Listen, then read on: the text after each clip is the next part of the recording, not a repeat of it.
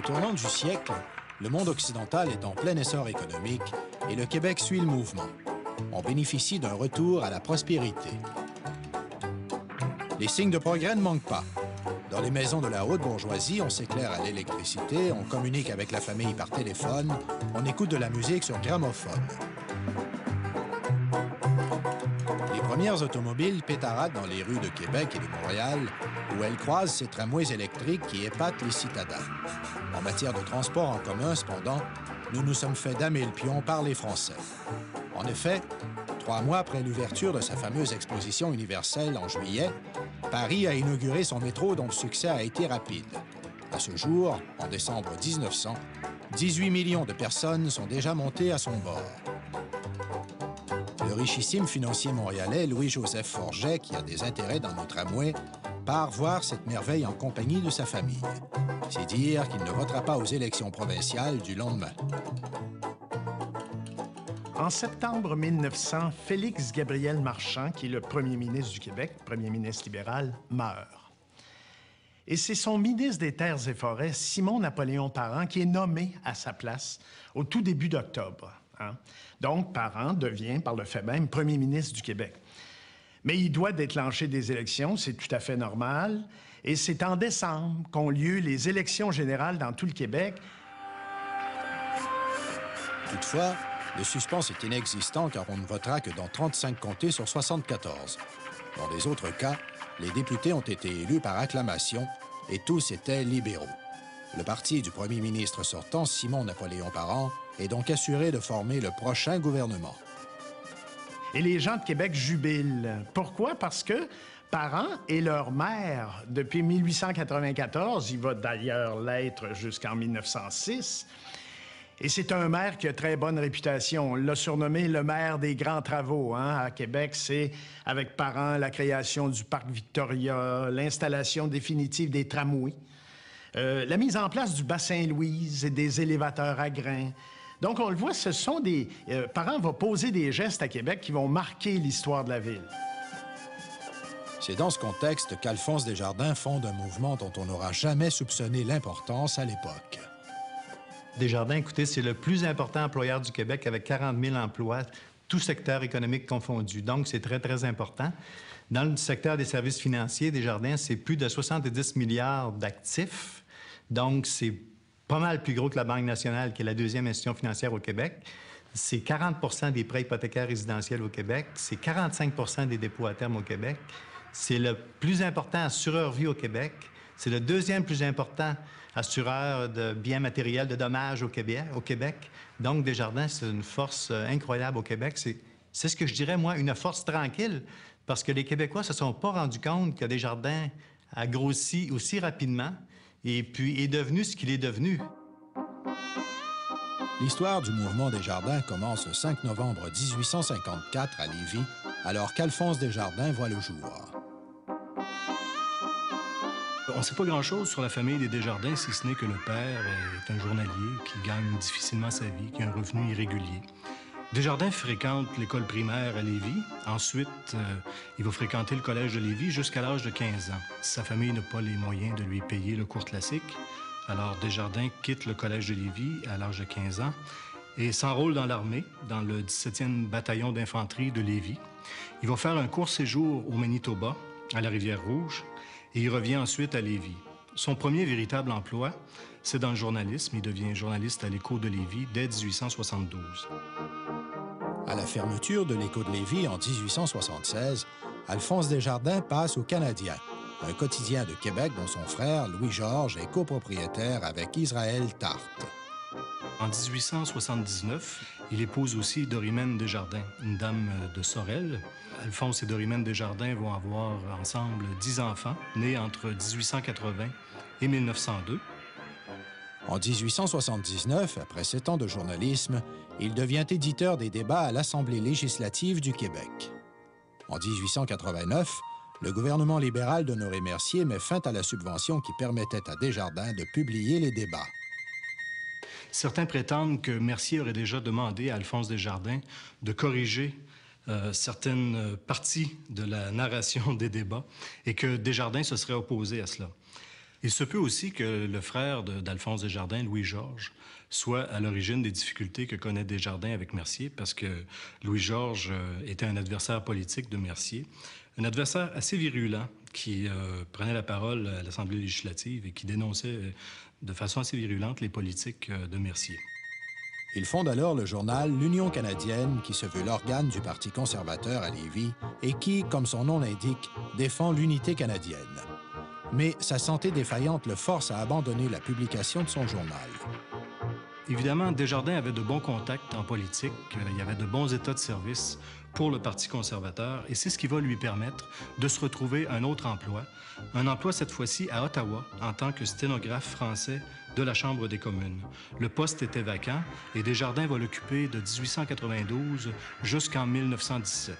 Et comme Desjardins choisit de garder sa résidence à Lévis, ça veut dire que 6 mois par année, pendant 25 ans, Desjardins va devoir aller travailler à 450 km des siens. La prospérité économique accélère l'urbanisation du Québec, mais cela ne change pas radicalement les conditions de vie difficiles de l'immense majorité des Québécois, dont un tiers vit dans les villes. Évidemment, il n'y a pas beaucoup de grandes villes au Québec. À ce moment-là, il y a essentiellement Montréal et Québec. La plupart des autres villes sont d'assez petites dimensions, peut-être autour de 10 000 habitants. L'industrie au Québec est beaucoup concentrée dans ce qu'on appelle l'industrie légère, comme le textile, le vêtement, la chaussure, le tabac, les aliments. C'est une industrie qui fait appel à une main-d'œuvre peu qualifiée. Très souvent, des gens qui arrivent de la campagne, qui viennent travailler en usine, ils n'ont pas de formation. Et donc, ils ne commandent pas des gros salaires. Et ça va rester longtemps une caractéristique importante de l'industrie au Québec, les très bas salaires. À Montréal, au moins 85% des familles sont locataires à la fin du 19e, début 20e siècle. Ils ont accès à des logements pas trop grands. C'est pas l'entassement comme à New York, par exemple. C'est sûr qu'à Montréal ou à Québec, on est relativement bien logé. On n'est pas 5 personnes par pièce, là, en général. Mais c'est quand même des conditions minimales de logement. À la fin du 19e siècle, il restait encore à Montréal une dizaine de milliers de toilettes extérieures, par exemple, dans les logements. Mais en 1914, c'est disparu, il n'en reste plus. À la fin du 19e siècle, un des grands problèmes de notre agriculture est le manque d'accès au crédit des cultivateurs. Pour mieux se tirer d'affaire, pour améliorer leurs conditions, les cultivateurs ont besoin de moderniser leur exploitation par des investissements. Ils ont besoin, par exemple, de mieux drainer le sol qu'ils cultivent. Ils ont besoin d'acheter des équipements. Ils ont besoin aussi de développer une spécialisation. Et tout ça nécessite des investissements et donc, bien souvent, du crédit pour financer tout ça. Chez les agriculteurs, la seule chose qu'on pouvait donner en garantie pour emprunter, c'était sa terre. Alors, les agriculteurs étaient vite dépouillés et les gens des villes, eux, n'avaient rien à donner en garantie. Les ouvriers, ils n'étaient pas propriétaires, ils étaient locataires. Donc, j'ai l'impression que le crédit était extrêmement difficile à obtenir. Les grandes banques au Québec, et en particulier les banques anglophones, qui étaient les plus puissantes, n'étaient pas intéressées par cette clientèle qui n'avait pas de ressources, finalement. Et les banques étaient surtout intéressées, jusqu'à la fin du 19e, à faire du crédit commercial, à faire affaire avec les hommes d'affaires. La banque de cette époque-là, c'est bien différent d'aujourd'hui. Les succursales commençaient à se répandre, mais il n'y en avait pas nécessairement dans tous les quartiers. Donc, c'était plus des réseaux informels de prêteurs, des notaires qui canalisaient, ou alors des usuriers. Il y avait ce phénomène de prêteurs. Le 6 avril 1897, à la Chambre des communes, le député montréalais Michael Quinn présente un projet de loi interdisant les pratiques usuraires. Michael Quinn cite le cas d'un Montréalais qui a été condamné par un juge à payer en intérêt la somme de 5 000 $ sur un emprunt initial de 150 $. Alors, vous imaginez le problème que ça créait, et ça a bouleversé littéralement Desjardins. En fait, ça, c'est le grand déclencheur de toute l'entreprise d'Alphonse Desjardins. Son projet, c'était pas un projet de créer une institution financière. Son projet premier, c'était un projet de société. Qu'est-ce que je peux faire pour que ça cesse, la pauvreté des Québécois et des Québécois? On s'en va nulle part avec ça. Le remède, ce serait de pouvoir disposer d'un bon système de crédit. Et il en existe en Europe. Les Allemands ont mis sur pied les caisses rurales Raiffeisen, les banques populaires Schultz. Il existe comme ça en Europe plusieurs systèmes de crédit populaire basés sur la coopération. Et ces expériences-là intéressent beaucoup les Québécois. On se rend compte par les débats à l'Assemblée législative du Québec que plusieurs députés sont au courant des expériences qui ont cours en Europe, s'y intéressent.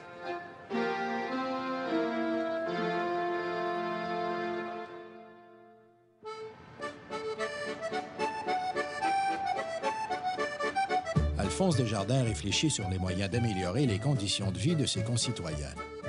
Retenu 6 mois par année à Ottawa par son emploi de sténographe à la Chambre des communes, il peut donc s'adonner à loisir à sa passion, la lecture, car il a accès à l'imposante bibliothèque du Parlement. Et il a découvert un livre qui s'appelait The People's Bank, écrit par M. Wolfe, qui était le président de l'Alliance coopérative du temps. Il a découvert les banques coopératives européennes, puis il a dit « c'est merveilleux ». Et quand Desjardins lui écrit, en mai 98, pour prendre davantage de renseignements, Wolfe s'empresse de lui communiquer les noms de plusieurs coopérateurs européens. Il y avait les caisses Raiffeisen. Raiffeisen, ce qu'il faisait, c'est qu'il allait voir les gens riches, puis il disait « Pouvez-vous déposer chez nous? Avec ça, je fais des prêts aux pauvres à des très bas taux d'intérêt. » C'était des caisses de crédit, alimentées par des mécènes. Schultz Delitzsch, de l'autre côté, c'était le contraire en Italie. Lui, c'était des caisses d'épargne. Tous les commerçants mettaient leurs épargnes ensemble, puis ils se prêtaient pour s'aider. Mais c'était vraiment juste sur le plan, je dirais, commercial. Desjardins veut implanter ici des coopératives de crédit. Mais reste à savoir quel modèle il va implanter. Et là, on voit qu'il est assez téméraire, c'est qu'il ne va pas choisir d'implanter un modèle existant, il va plutôt combiner diverses caractéristiques pour créer son propre modèle.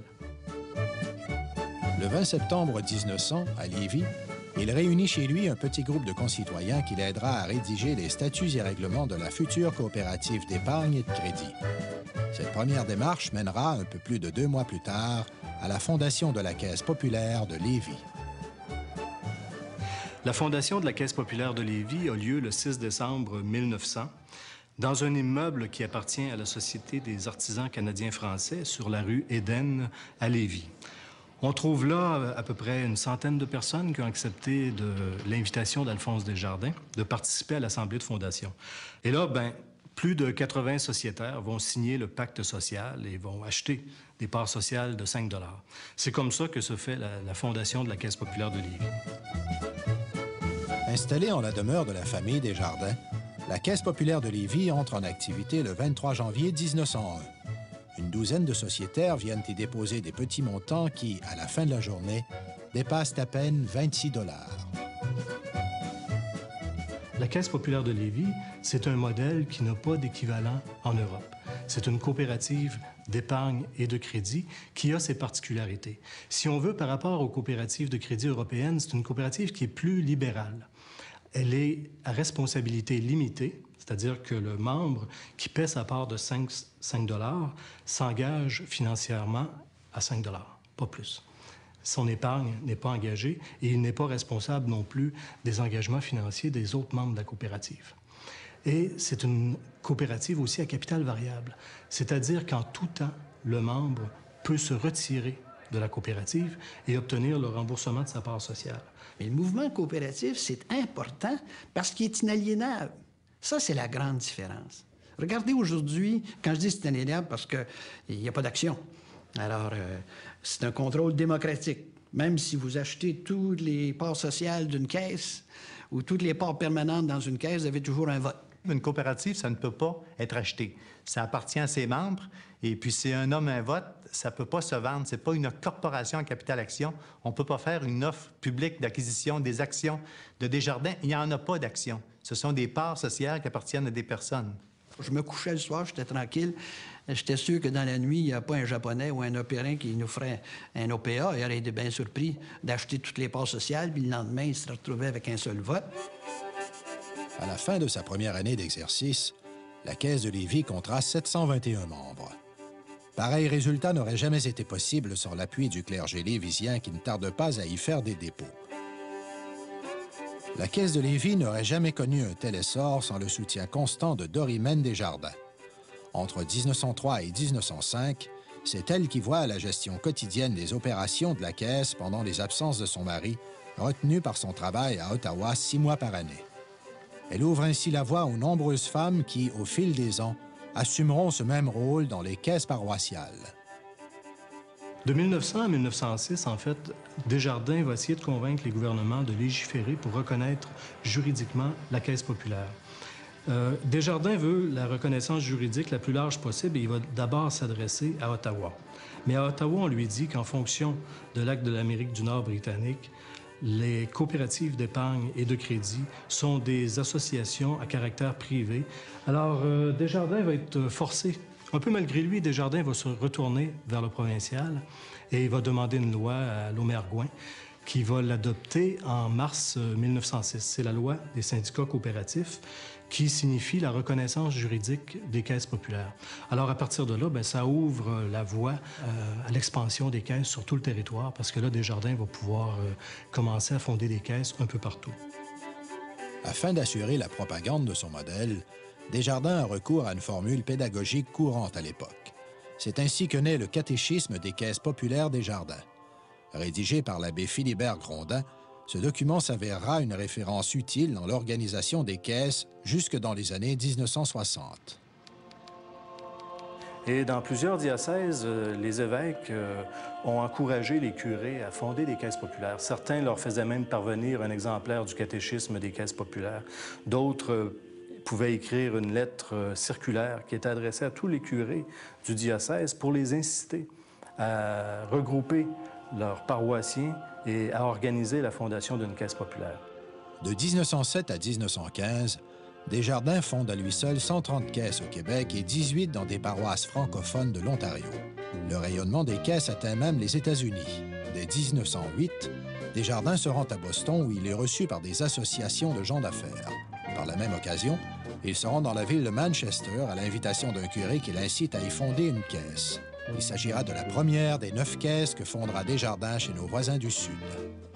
Pour fonder une caisse populaire au Québec, souvent, on s'en remettait aux institutions déjà en place. On partait, par exemple, de la municipalité, qui est déjà une organisation communautaire où les gens ont l'habitude de travailler en commun sur une base démocratique. Souvent, le conseil municipal ou une association qui œuvrait déjà au sein de la paroisse était le creuset de la Caisse populaire. La Caisse populaire de Roquemort, par exemple, a été fondée un après-midi que l'équipe qui s'en allait fonder la Caisse populaire dans le village voisin s'est égarée dans les rangs et est arrivé dans le village en disant nous allons fonder une caisse populaire à la paroisse voisine. Est-ce que, au fond, puisqu'on y est, est-ce qu'on n'en fonderait pas une ici aussi? Alors, le curé, l'agronome et 2-3 colons, et ça y est, c'est fondé avec 10 sous, 20 sous de premier dépôt. C'est souvent comme ça que ça se passait. Dans les colonies, la caisse populaire est vraiment très, très rudimentaire, mais elle est à sa plus simple expression la traduction très tangible d'une volonté de solidarité et d'appropriation, de contrôle d'un outil dont tout le monde aura besoin. Du mois de mai jusqu'au mois d'octobre, Desjardins n'est pas chez lui la fin de semaine. Il est sur la route, en train, voyage dans toutes les régions du Québec, est logé dans des presbytères, donne des conférences sur le parvis de l'Église, parle d'épargne, de crédit populaire et fonde des caisses à toutes les fins de semaine. Et là, Desjardins va être obligé de ralentir ses activités parce qu'il est atteint d'une maladie des reins, l'urémie, qui le force à ralentir ses activités dès 1914. Il s'arrête complètement en 1914 pour reprendre en 1915, mais c'est la dernière année. Après ça, Desjardins va déléguer la fondation des caisses populaires à son bras droit, l'abbé Philibert Grondin, qui va poursuivre jusqu'aux années 1920 et par la suite. Le 31 octobre 1920, Alphonse Desjardins rend l'âme. On compte alors pas moins de 140 caisses en activité, Elle regroupe 31 000 membres et possède un actif de plus de 6 millions de dollars.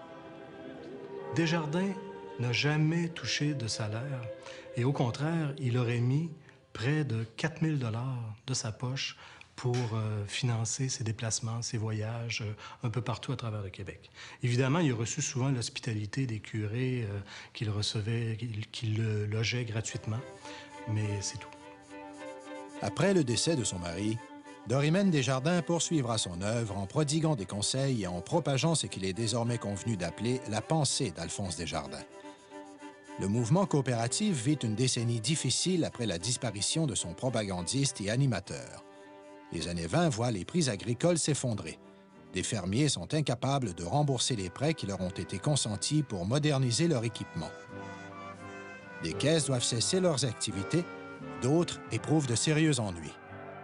Mais des hommes vont retrousser leurs manches et vont voir à la perpétuation du mouvement. Pour la plupart, ils portent la soutane. Ils sont missionnaires agricoles ou responsables des mouvements d'action catholique. Ils vont créer des unions et des caisses régionales. La dépression amorcée en 1929 menace le mouvement de disparition. On se trouve au bord de l'abîme. Au moment fort de la crise, on se sort de l'impasse grâce à l'intervention du cardinal Rodrigue Villeneuve. Une lettre de garantie de 40 000 $ donnée par l'archevêché de Québec à la Banque provinciale sauve la mise. Le problème du crédit agricole se fait de plus en plus pressant pour le gouvernement québécois qui choisit de favoriser l'essor des caisses. On veut bien aider le mouvement et l'appuyer par des subventions, mais à la condition que les caisses se dotent d'une direction centralisée, représentative et responsable. Voilà un défi à la mesure de Cyril Vaillancourt. Il arrive en 1924 et dès 1926, il est élu président de l'Union régionale de Québec. Et c'est à titre de président de l'Union régionale de Québec qu'il va jouer un rôle de premier plan dans la mise sur pied en 1932 d'une fédération provinciale qui va regrouper toutes les unions régionales du Québec. Et il va être l'âme dirigeante de cette fédération puisqu'il en est le directeur gérant de 1932 jusqu'à 1969.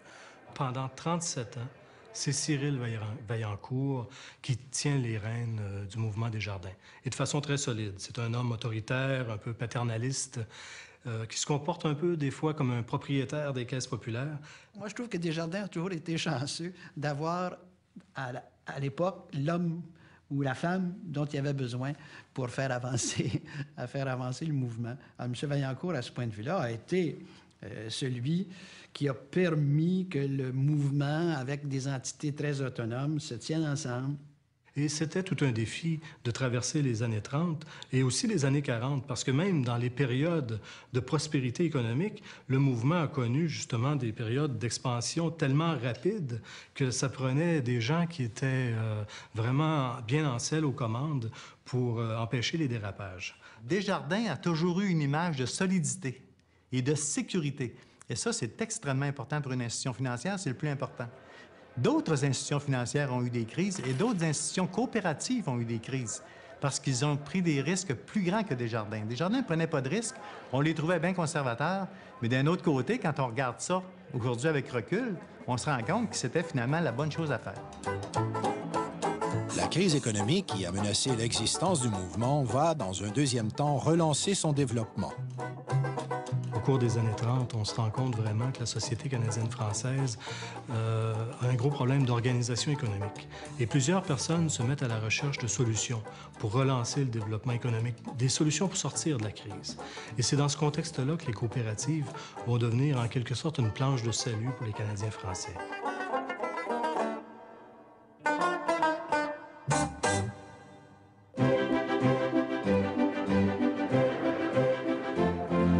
En 1937, une vague de coopératives, qu'elles soient d'agriculteurs, de pêcheurs ou qu'elles soient d'exploitation forestière ou de consommation, déferle sur le Québec.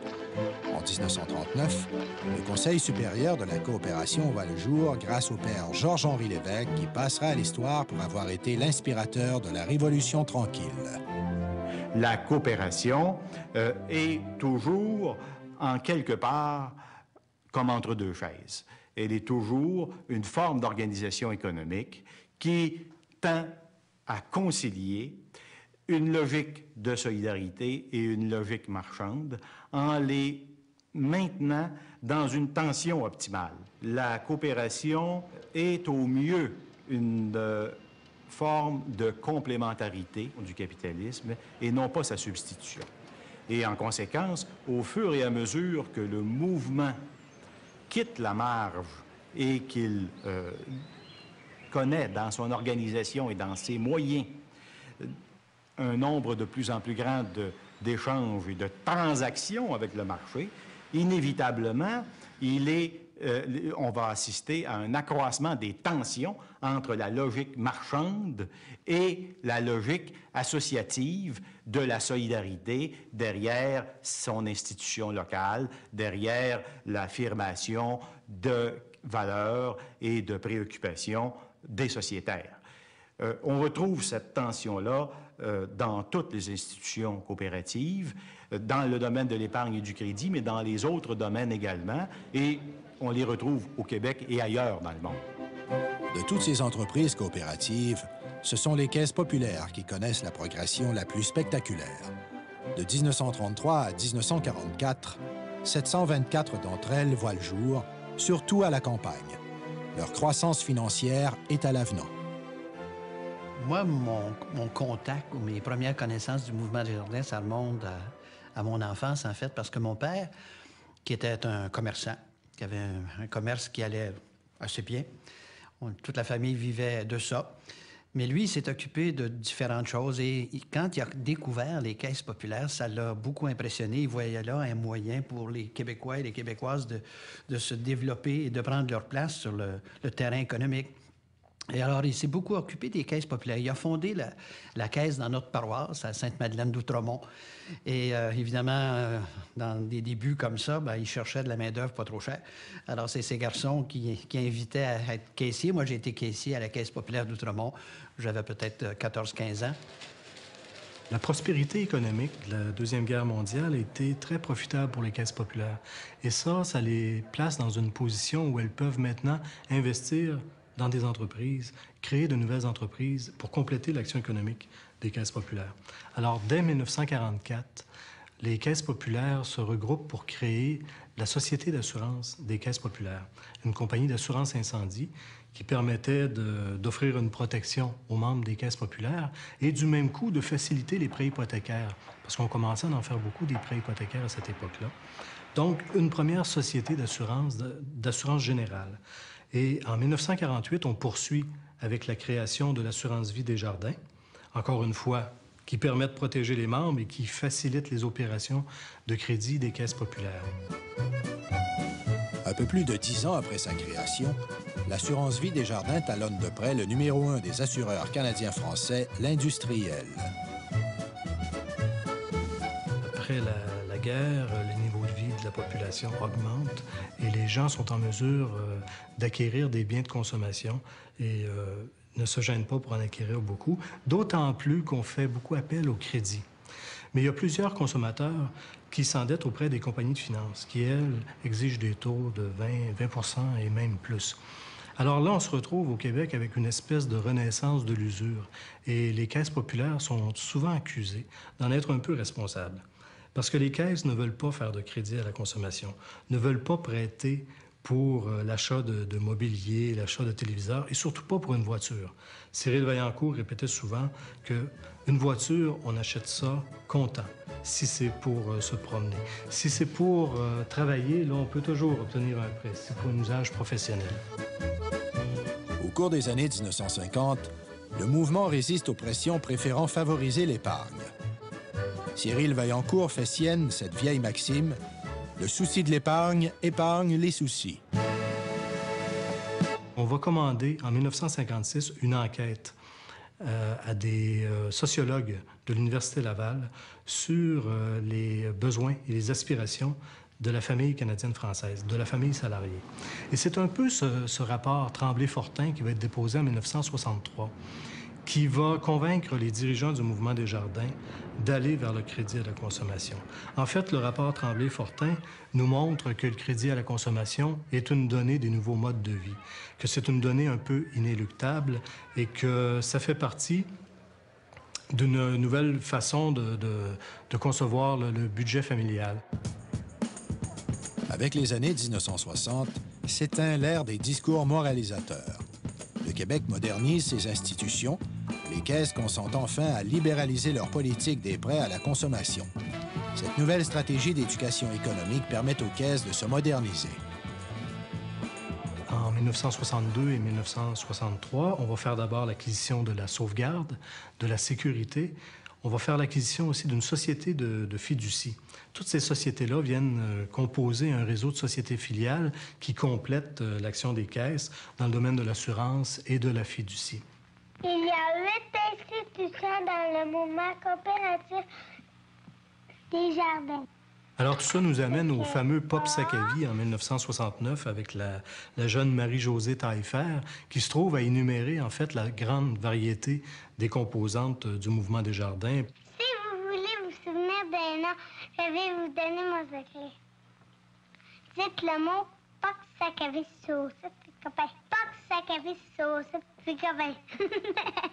Pop pour les caisses populaires, SAC pour la Société d'assurance des caisses populaires, Avis pour l'assurance vie des jardins, SAU pour la sauvegarde, SEC pour la sécurité, FI pour la fiducie, et ainsi de suite. Tout ça montrait aux Québécois toute la proportion, l'étendue que le mouvement des jardins avait prise au fil de ces années 60. Desjardins a toujours augmenté ses parts de marché, très, très fortement.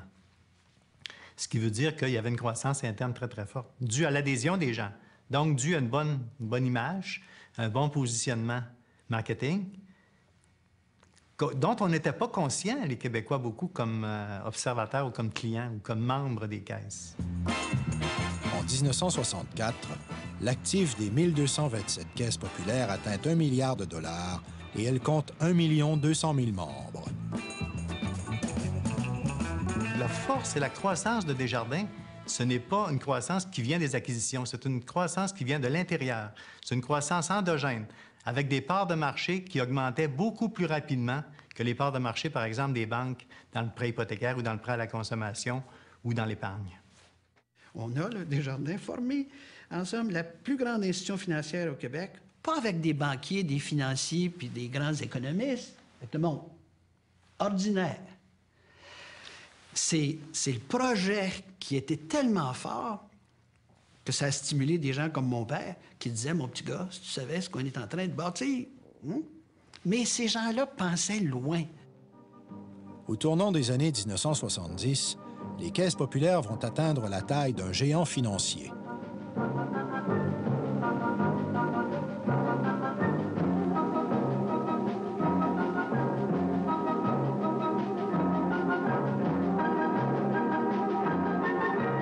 Lorsqu'ils seront terminés, ces barrages et centrales qui forment un des plus gros complexes hydroélectriques du monde auront coûté environ 1 milliard de dollars. Bien sûr, aux caisses populaires, nous ne produisons pas d'électricité. Mais quand même, si vous doublez ce montant, vous obtiendrez l'actif total des caisses populaires Desjardins. 2 milliards de dollars.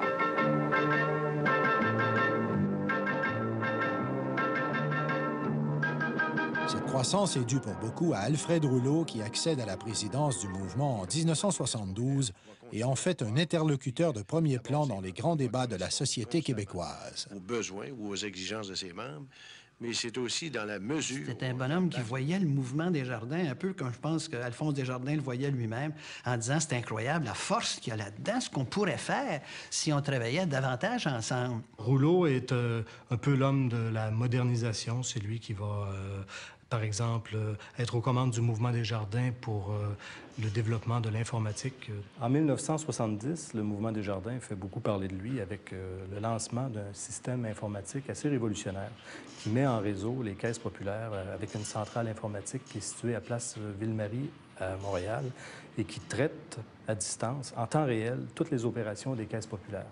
Et ce système-là, qui a été élaboré à l'intérieur du mouvement des jardins, en collaboration avec l'entreprise IBM, va donner d'excellents résultats et va permettre au mouvement des jardins de prendre une longueur d'avance dans le domaine de l'informatique bancaire. Desjardins a été à l'avant-garde des technologies dans les caisses populaires, je dirais, dans les années 70, quand ils ont implanté le système de gestion des caisses, d'une part, mais surtout le système qui permettait de faire des transactions entre les caisses.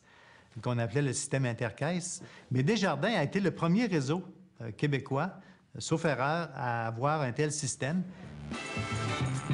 De 1970 à 1979, l'actif du mouvement passe de 2,5 milliards à 11,5 milliards de dollars et s'affirme comme l'une des plus grandes réussites collectives des Québécois. Mais les dirigeants de Desjardins vont encore plus loin. Vous savez, avant 1979, les caisses recevaient des épargnes puis prêtaient. Quand il n'y avait plus d'épargne dans le milieu, dans la paroisse, on disait « je regrette, on ne peut pas te prêter, va à la banque ». Ça faisait du mouvement Desjardins puis du réseau des caisses un réseau de seconde zone. En 1979, M. Rouleau était encore à la fin de son mandat. On a dit, ça suffit. Il faut se créer une caisse centrale qui va aller sur les marchés internationaux. Il faut aller chercher des sous. Et on a dit aux caisses, à l'avenir, quand il y a des bons prêts, vous ne dites jamais non. Maintenant, on ne refuse pas de bons prêts.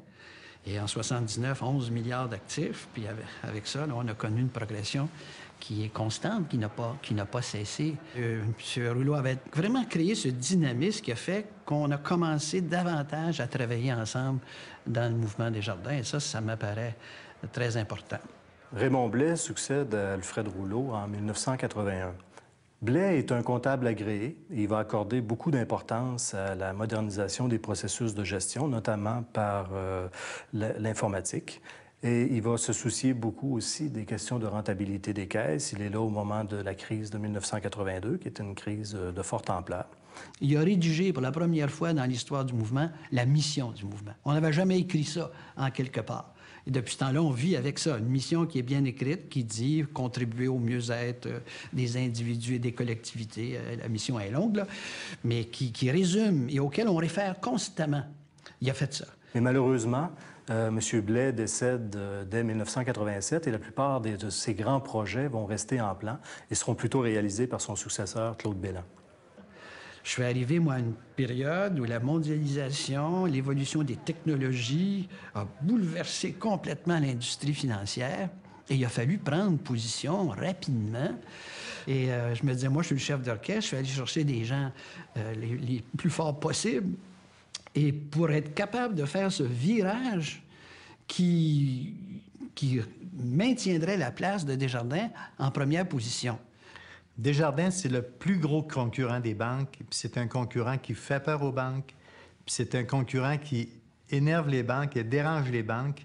Et il est arrivé déjà que des banques ont fait des représentations au gouvernement du Québec pour empêcher Desjardins d'avoir certains avantages fiscaux. À une certaine époque, Desjardins avait comme un avantage concurrentiel du côté de la fiscalité par rapport aux banques. Cet avantage-là, aujourd'hui, est presque disparu, je crois, ou entièrement disparu.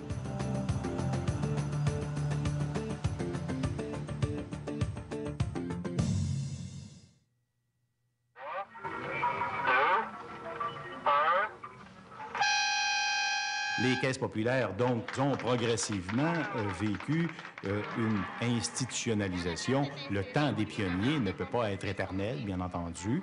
Et le mouvement Desjardins va, au cours du siècle qu'il aura traversé, va progressivement quitter les parfums des commencements pour s'installer dans une autre logique qui est celle de la croissance d'abord, ensuite la maturité et, ces derniers temps, la mutation, la crise de croissance, si on veut. Et, bien entendu, pour les petits milieux, cet instrument-là aura connu dans son développement un éloignement progressif, c'est-à-dire que le contrôle local, l'appropriation, le lien direct entre l'usager et son équipement va connaître une série de médiations. Ce sera au fur et à mesure que le mouvement s'enrichit. Ce sera les normes de prêt établies par la Fédération, ensuite établies par la Caisse centrale, etc. Donc, au travers cette évolution-là, il va y avoir nécessairement, et c'est quelque chose de tout à fait naturel, il va y avoir des affrontements entre différentes visions de ce que devrait être l'évolution du mouvement. Le Québec d'aujourd'hui n'a plus les mêmes valeurs que celles sur lesquelles a été bâti Desjardins. Le Québec est devenu plus cosmopolite, d'une part. Les Québécois ont abandonné un petit peu les valeurs religieuses, les valeurs plus de coopération dans une certaine mesure. Ils sont plus sensibles aux questions d'efficacité, sont plus sensibles à la productivité, sont plus sensibles au rendement et, je dirais, sont beaucoup plus ouverts sur le monde. Mais Desjardins ayant été bâti sur des valeurs traditionnelles, c'est sûr que c'est un défi pour lui de s'adapter.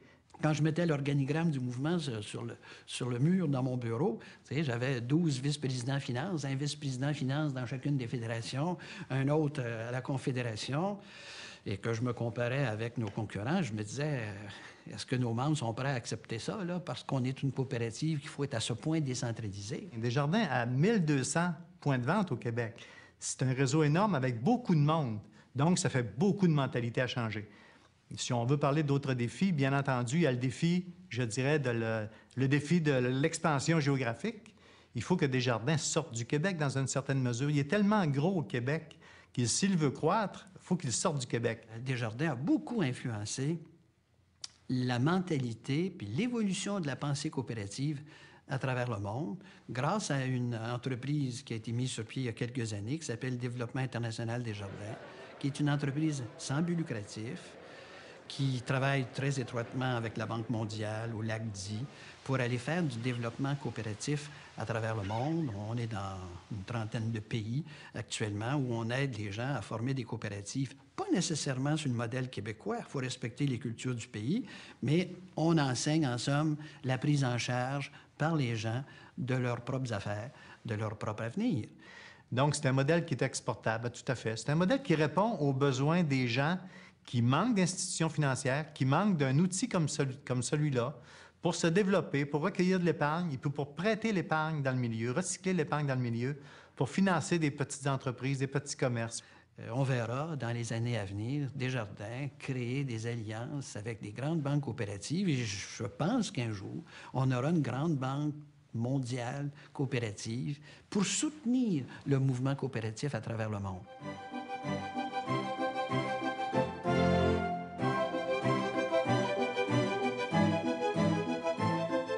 Il y avait deux grands objectifs chez Alphonse Desjardins. Il y en avait un qui est un peu prosaïque, c'est-à-dire d'organiser le crédit populaire sur la base de l'épargne populaire. On va convaincre les gens d'épargner et on va former des réservoirs de crédit dans chaque paroisse. Et à partir de là, on va avoir le crédit populaire. Ça, c'est un premier objectif. Il y en a un deuxième qui tient davantage d'une vision, une vision du développement. Avec la Caisse populaire, Desjardins voulait fournir un outil de développement pour les Canadiens français. Alphonse Desjardins disait en 1908, « Ce dont je rêve, c'est la création d'un régime économique fort et solide qui s'étendra à tous nos groupements français, disait-il, qui va constituer un rempart fort et solide pour nous protéger contre nos adversaires et nos rivaux. » Et j'imagine que les adversaires et les rivaux, c'est pas des ennemis, là, mais c'est des gens qui pensent pas comme nous, qui voient pas le développement du Québec comme nous. C'est tout. C'était à nous autres, Desjardins, et c'est encore à nous autres. Et puis, c'était pas les banques des Anglais, c'était pas les banques des autres ou des étrangers, si on veut. Donc, ça, c'est profondément québécois, cette sécurité, je dirais, de travailler avec des instruments purement québécois, identifiés à la classe québécoise. Et quand je regarde ce rêve-là de M. Desjardins, je me dis, s'il revenait aujourd'hui, il dirait, bien, vous avez fait ce dont je rêvais, parce qu'on l'a de rempart. Il est fort, il est solide. Il va rester comme ça tant et aussi longtemps que les Québécois et les Québécoises vont être convaincus que c'est important d'en avoir un.